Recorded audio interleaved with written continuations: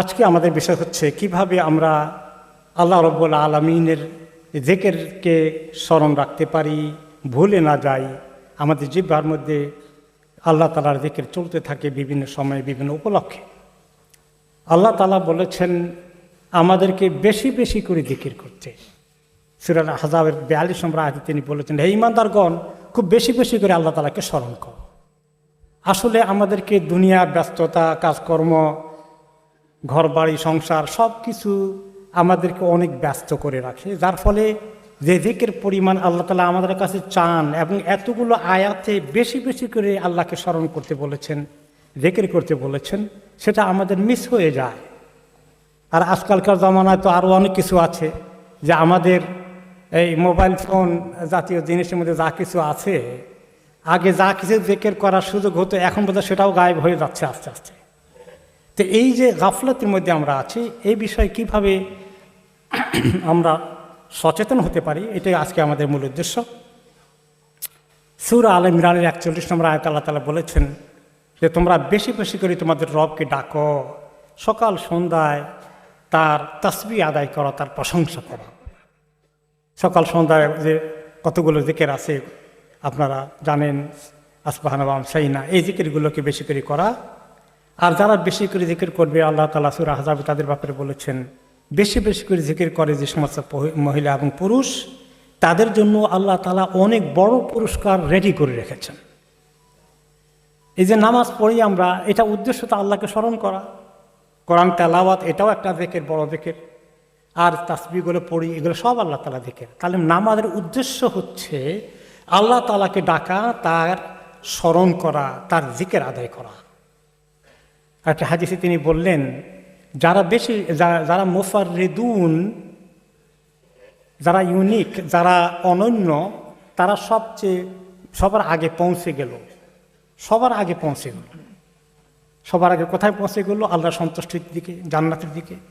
জিজ্ঞেস করা হলো কারা সবার আগে পৌঁছে গেল ইয়া রাসূলুল্লাহ? বললেন যে সমস্ত পুরুষ এবং নারীগণ অনেক বেশি জিকির করে তারা সবার আগে পৌঁছে যাবে, বাকিরা পেছনে পড়ে থাকবে। আর যখন মানুষ আল্লাহ তাআলার স্মরণ থেকে বঞ্চিত থাকে, সে কথা সূরা তাহাতে আল্লাহ তাআলা বলেছেন যে যারা আমার জিকির করতে চায় না, খুব কম করে, বিমুখ হয়ে থাকে, তাদের জন্য আমি সংকীর্ণ জিন্দেগি দান করব এবং কিয়ামতের দিন তাকে আমি অন্ধ করে উঠাবো। দুটো শাস্তির কথা এসেছে জিকির না করলে। একটা হলো জীবনটা অনেক সংকীর্ণ হয়ে যাবে, জীবনটার মধ্যে এত সমস্যা তাকে বিপর্যস্ত করে ফেলবে, চোখে মুখে পথ দেখবে না, সমস্যা পরে সমস্যা, সময়ের পরে সমস্যা, তার মনের কষ্ট দূর হবে না। কষ্ট নিয়ে বসবাস করতে হবে আল্লাহকে না ডাকার কারণে, আর কিয়ামতের দিন অন্ধ করে উঠানো হবে।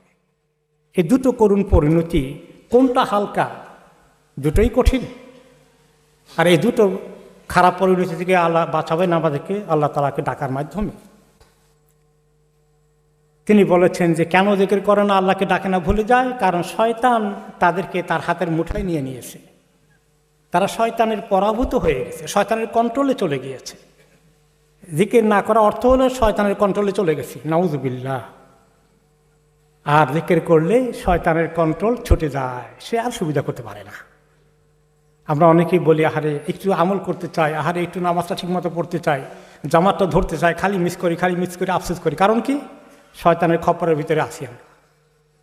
আর জিকির করতে থাকলে আল্লাহ তাআলা এটা আমাদেরকে মুক্ত করে দিতেন। এই জিকিরের অর্থ সকাল সন্ধ্যার আজকারগুলো, শোয়ার আগেরগুলো, যখন সুযোগ হয় বিভিন্ন রকমের যে জিকিরগুলো আছে উচ্চারণ করা। এটার জন্য আধা ঘন্টা 1 ঘন্টা বসে একেবারে একটা বিশেষ কায়দায় বসে বিশেষ কায়দায় কিছু এক্সারসাইজ করতে হবে, ওই রকম কিছু না। হাঁটতে হাঁটতে, চলতে চলতে, গাড়ি ড্রাইভ করতে, আন্ডারগ্রাউন্ডে বসে আছি, সকল অবস্থায় জবানে চলুক, যেগুলো আমাদের মুখস্থ আছে চালাতে থাকি। তো আল্লাহ তাআলা বলছে যে তোমাদের এই রুজি রোজগার, টাকা পয়সার হিসাব নিকাশ, এগুলোর ধান্দা আর ছেলে মেয়ে পরিবার যদি তোমাদেরকে একেবারে ওগুলোর পিছনেই ব্যস্ত রাখে, আল্লাহকে ডাকার সময় নেই, খুব কঠিন হয়ে যাবে, খুব খারাপ হবে। এরা হবে সবচেয়ে বেশি ক্ষতিগ্রস্ত। আল্লাহর কাছে নাজাত পাওয়ার জন্য নবী করিম সাল্লাল্লাহু আলাইহি ওয়াসাল্লাম বললেন যে শয়তান থেকে নিরাপত্তার একমাত্র মুক্তির উপায় হচ্ছে আল্লাহর জিকির দিয়ে নিজের জবানটাকে তাজা রাখা। যখনই মানুষ আল্লাহর জিকিরে ব্যস্ত থাকে, শয়তান তাকে বেশি ধোঁকা দিতে পারবে না। আর যখন সে গাফিল হয়ে যায়, জিকির নাই, তখন শয়তান তাকে সহজেই ধোঁকা দিয়ে ফেলবে। ব্যস্ততম সময়ে ব্যস্ত জায়গায় আল্লাহর জিকির করলে আল্লাহ আরও বেশি খুশি হন। একটি হাদিসে এসেছে, বা আবু সালেহ রাহমাহুল্লাহ বলেছেন, একজন বড় মাপের স্কলার, যে ব্যক্তি বাজারের মধ্যে এত ব্যস্ত, সবাই দৌড়াদৌড়ি করছে, বেচা কিনা, এক দোকান থেকে আরেক দোকানে দৌড়াদৌড়ি, এগুলোর মধ্যে ব্যস্ত আছে, ওইখানে যে ব্যক্তি আল্লাহকে ডাকে, জিকির করে, মনে হলে মুখে জিকির উচ্চারিত হয়, সেই ব্যক্তির প্রতি আল্লাহ এত খুশি হন, তার দিকে তাকিয়ে তিনি মুচকি হাসি দেন। আর যে হাদিসে তিনি বললেন, যে ব্যক্তি আল্লাহ তাআলাকে জিকির করে সচেতনভাবে, তার মনে থাকে, মিস করে না, বেশি বেশি জিকির করে। আর যে ব্যক্তি ভুলেই থাকে, আল্লাহর কথা সহজে মনে পড়ে না, দুনিয়ার সব কিছু, তার এই ফোনের মধ্যে অনেক কিছু আছে, এগুলি নিয়ে বিজি আছে, আল্লাহকে ডাকার চিন্তাও তার মাথায় আসে না। এই দুইজনের পার্থক্য হচ্ছে একজন মৃত আর একজন জিন্দা। যে ব্যক্তি আল্লাহ তাআলার জিকিরের কথা মনে পড়ে, নিজে ইস্তেগফার করলো, সুবহানাল্লাহ পড়লো, একটুখানি সকাল সন্ধ্যা জিকির এগুলো করতে থাকলো, দোয়াগুলো মুখস্থ যেগুলো আছে পড়তে থাকলো, কোরআন তেলাওয়াত করলো, ব্যস্ত না থেকে যখন বসে আছে গাড়িতে, ট্রেনে, বাসে, হাঁটছে, জবানটা তো ইউজ করা যায়, করলো, সেই ব্যক্তি হলো জিন্দা। আর যে ব্যক্তি এগুলো করলো না, সে মুর্দা। তো মুর্দা হলে তো হাঁটা চলা করে, মরে যায় নাই।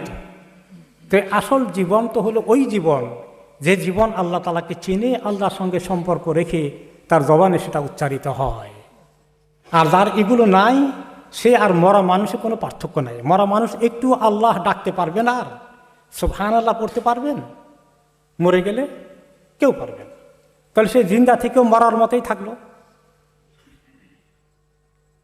জিকিরের ফায়দা সম্পর্কে অনেক কথা আল্লাহ তাআলা বলেছেন। আমরা অনেক কাজ করি, অনেক ব্যস্ত থাকি, অনেক সময় আমরা আল্লাহ তাআলার কথা মনেও থাকে না, খুব জরুরি সিরিয়াস কাজগুলোর মধ্যে আসি।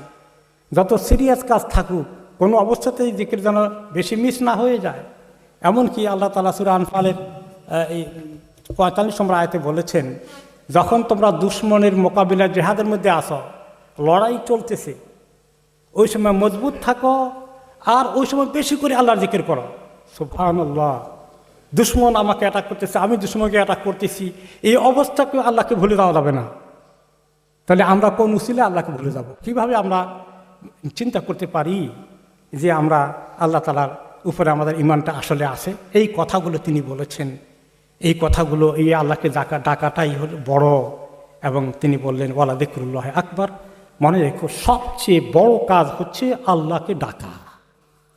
আমার চাকরি, আমার ব্যবসা, আমার দোকানদারি, আমার পরিবার, আমার কত কিছু, কত নিয়ে আমি ব্যস্ত আছি, কত বড় লিডার আমি, অনেক কিছু আছি, কিন্তু এই সবগুলোর চেয়ে সবচেয়ে বড় হচ্ছে আল্লাহকে ডাকতে পারা। যে ব্যক্তি আল্লাহকে ডাকতে পারলো না, আল্লাহর কথা মনে নাই, গাফলতের মধ্যে আছে, সেই ব্যক্তি সবচেয়ে বড় কাজটা মিস করে ফেললো। তার জীবন অবশ্যই ব্যর্থ হয়ে যাবে, তার দুনিয়া আখিরাত বরবাদ হয়ে যাবে।